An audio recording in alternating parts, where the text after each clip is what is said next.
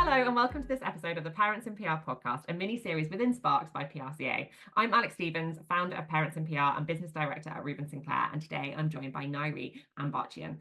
Nyree is co-founder of B Corp communications agency Jack and Grace, which does brilliant work for brands that use business as a force for good.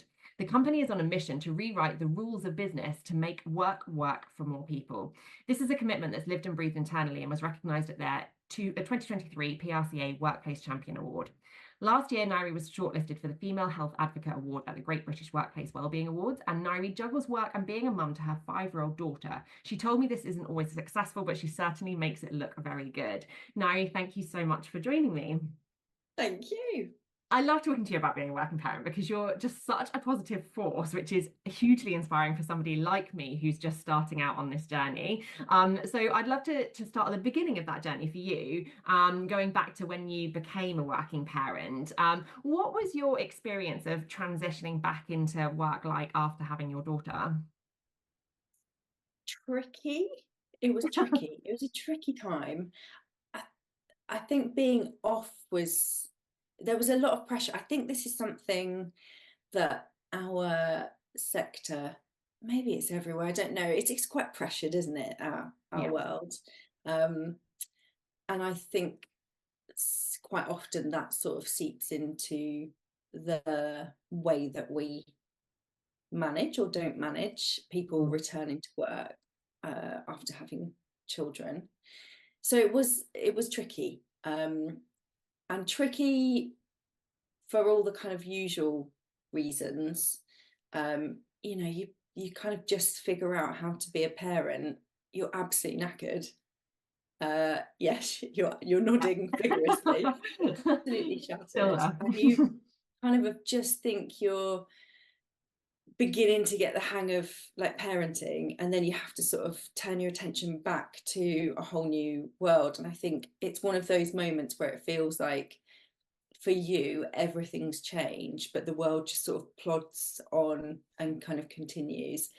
And there was a lot of, certainly for me, I know for lots of other people as well, there was a lot of pressure to come back quickly. There was a lot of just a lot of pressure, I think, and a lot of kind of expectation. And it was tricky, not fun, not my favorite bit of my life. No, and it is such a hard thing, and like you said, I think that's so accurate.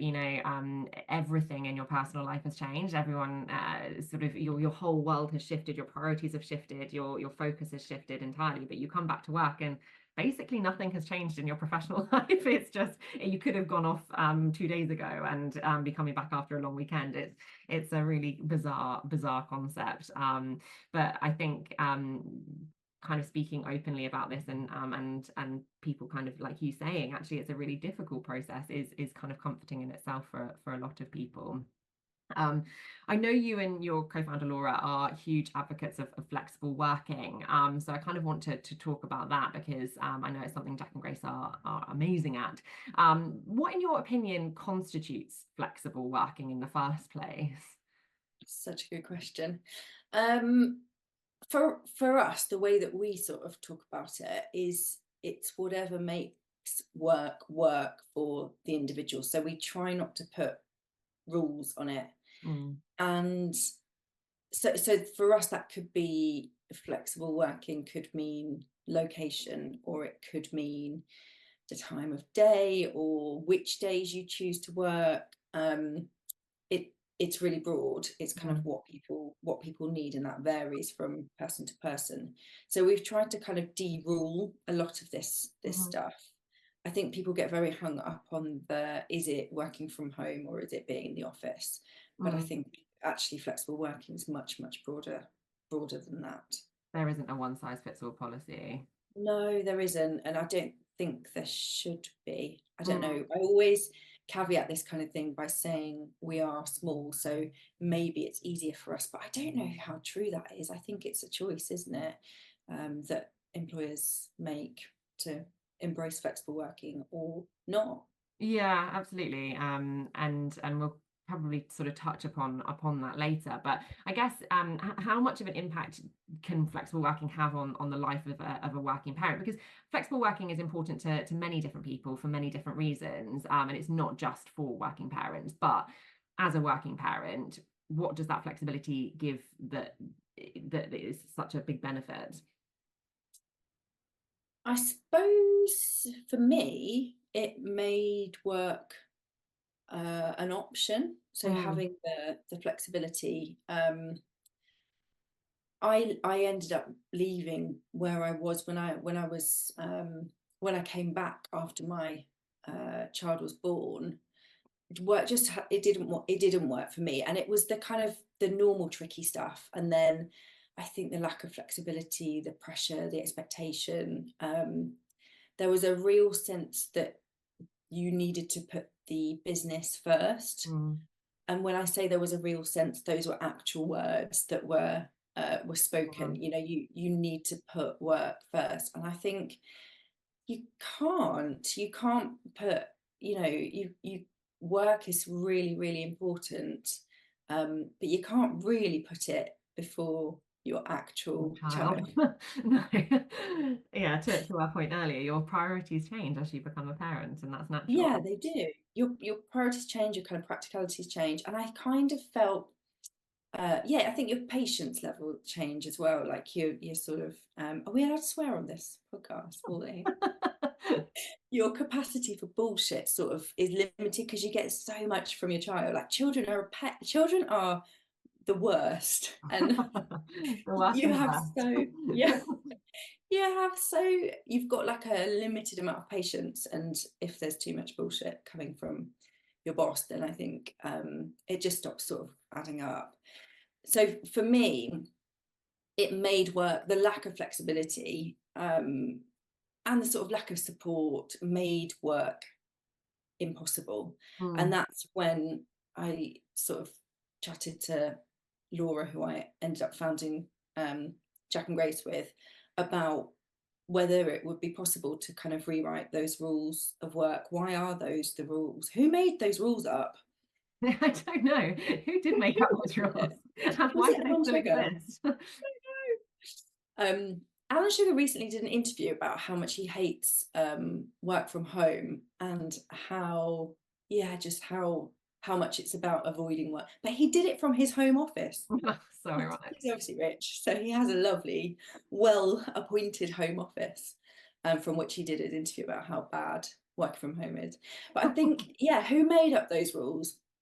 Was it Alan Sugar? We don't know, and maybe it's time to change the rules. And I think so many businesses are run by people who have done things a certain way, or sort of professionally grew up doing things a certain way. And if you sort of try to proactively unpick those rules, they start to make less and less sense. Yeah, and I can imagine that the more you kind of go through them, I've seen some of your videos on LinkedIn, Guys, your what are ties about? yeah, Why? your rules around work, and you're right, a lot of them just don't make sense. But you're also right in that often kind of business owners are sort of hesitant to change the rules in case it impacts kind of performance or delivery. But I know Jack and Grace, like you say, you've adopted an amazing approach to not only flexibility, but I guess general kind of working life. Can you tell me more about what you guys offer, I guess, not just your working parents, but your team in general, that sort of provides that kind of different approach, and how that has been received both internally and externally? So in this sort of unpicking of all the rules, we've come up with a range of stuff that we do, and has become kind of normal for us now. So we offer all roles part-time as standard. So just as a completely normal practice, you can work full-time, but you have to ask, just to sort of flip that norm on its head. And we like to do things like that, just to sort of, I suppose, just to shake things up a little bit. And that's been really, it's been really good. It's been really welcome. So again, that could part-time or kind of job share as standard. We also try and do things which don't on the face of it seem to be about flexible working and inclusivity, but things like salary transparency. We go on about this a lot, and I know you do. Yeah. Always yeah. We're a really dull club, always banging on about salary transparency. But again, if people can, it all sort of fuels equality at work, and so often it is parents, mostly women. Yeah, you're nodding, who kind of suffer from that inequality. So I think stuff like being really transparent on salaries helps prop up. I always think your sort of policies are the bedrock, they're the foundation that the culture grows from, and if you actually need to write those down and get those foundations in place, and then everything else can sort of build from there. But we also do stuff like, when I talked about there being no rules, we talk to people about what they need. What do you need to do your best work? You know, if people need to do school pickup, that's not everybody pitches in to kind of cover that. There would never be any question that there would be an issue. It would be odd if people weren't kind of doing that. Taking time to do exercise in the day. It's just really hands off in terms of people managing their own time and getting the work done rather than being at their desk for a certain amount of time. And that either works, we have to spend quite a lot of time sort of in interviews, and we need a better word for it, but we try and put people off because it doesn't work for everybody. This sort of, some people really like structure and they like to be in an office all the time. And we can put things in place, like we have co-working spaces, particularly for people, our team who are in London. You know, they don't want to work from home, so they do like to be in a co-working space, but it doesn't work for everybody. And I think for the people it does work for, it works really, really well. Yeah, and I suppose it's about being kind of open and transparent about it, and because on the face of it, most people would go, that sounds amazing and it would work and I would love that, but I suppose, like you say, you always have to say this, it might not work for you because of XYZ reason. Yeah, each system's got its pluses and its minuses, and I think we spend a lot of time thinking about all the minuses around flexible working, and we should put more energy into focusing on the minuses around any sort of rule that's just a standard rule. I suppose that comes back to your point about not one size fitting all from a flexible working perspective, because not everything is going to work for everybody.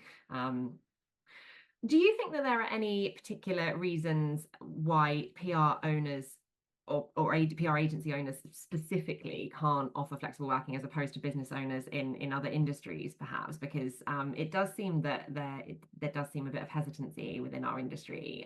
Is that a PR specific issue, or is there any kind of reason really that they couldn't offer flexible working? That is such an interesting question. So I have this hunch that there's a hesitancy. Do you see that? When a little bit, particularly with part-time working, I think. I think we see that a lot with our candidates that are looking for part-time work. They really struggle unless they have been within a company and almost proven themselves to be capable of working 5 days a week. Unless they've kind of done that piece, it's really hard for them to find a part-time job. Whereas, like you were saying, you offer part-time as standard and you actually have to flip it on your head and you have to ask to do full-time. But that's not the norm, as we know. So I just wonder if there's any reason why it's not. I think it's a fear of not doing what has always been done. And I remember sitting on this call in COVID. The PRCA did these like founders or leaders calls. And it was at one of those weird points where people were like almost going back, you were allowed to go back in, but over, do you remember when there were loads of very strange time?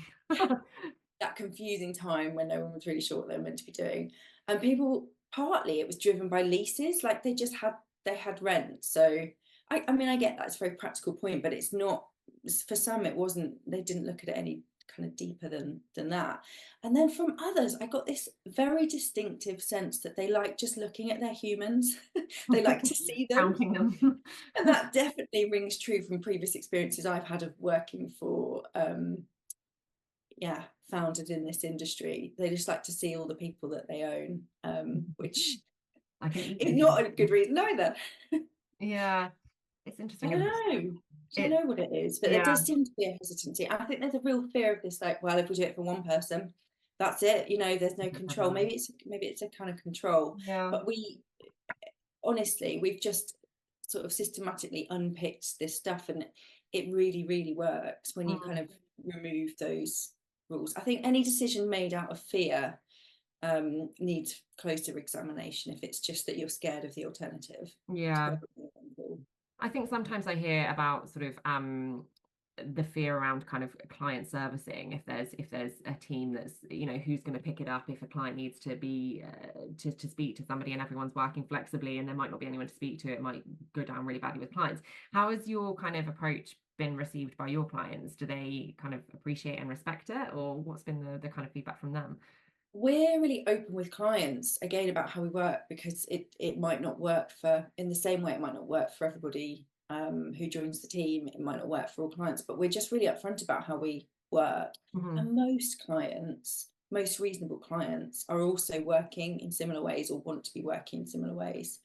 But I think it's about being transparent and not, we wouldn't work for clients where it was an issue, because the whole premise is built on making sure that this works. With piece by piece, we kind of want it to work in a certain way so that it does work for parents, but also people with neurodiversity, you know, people who just don't want to be in an office all the time. They're kind of introverts amongst us. There are loads and loads of reasons why, as you said earlier, you might want flexible work. Why is it that the best people to do our job happen to also be the people who can get into central London for 8 a.m. every day? Why is that? Just isn't that such a coincidence that they happen to be the best? And that so often is white, better off men. It just seems crazy. And I think as an industry, we're so good at saying, oh, you know, old people just don't, old people. I was about to make a point about people aged 45 plus, and I was about to call them old people. Terrible. I'm 40. Old people like me.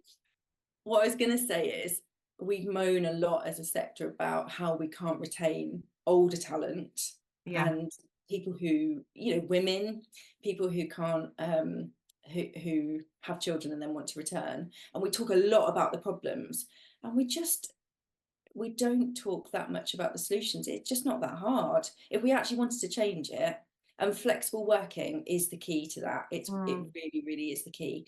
If you allow flexible working and you manage expectations of clients and colleagues properly around that, then you will retain talent. You just will. And it works as well. It's it makes a lot of sense, and it's not a cost heavy thing to implement. It's it is time, like, it isn't easy. I would say it isn't easy, and you have to, it doesn't just happen magically. You have to sort of consciously build it that way, but it works so well in terms of productivity, happiness. It just makes for a really strong culture full of a diverse range of people. Makes sense. I think there's often a lot of negativity surrounding kind of being a working parent, because it can be a really, really hard thing to juggle your career and growing a human and bringing up a child. But you're such a positive person, and I'd love to end the conversation by talking to you about the positives of being a working parent. Do you think that being a working parent can actually have a positive effect on your career at all? Do you think it can? Yes, I do think it can. I think you learn a lot. To your point earlier, you were sort of mentioning all the kind of, you become, you dealing with a child, particularly a toddler that's going through big emotions. You learn a lot about how to negotiate and your patience, and you learn a lot about yourself. And I think having different kind of priorities makes you a more effective and probably a more moral worker as well. So I think those are some of the positives, but I was curious to kind of get your take on it as well.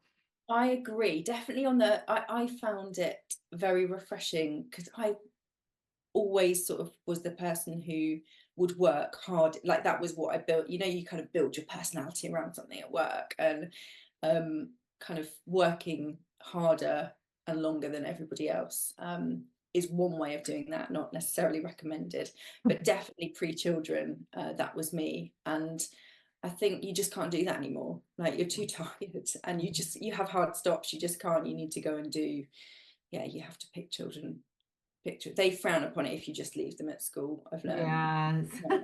It doesn't go down so well.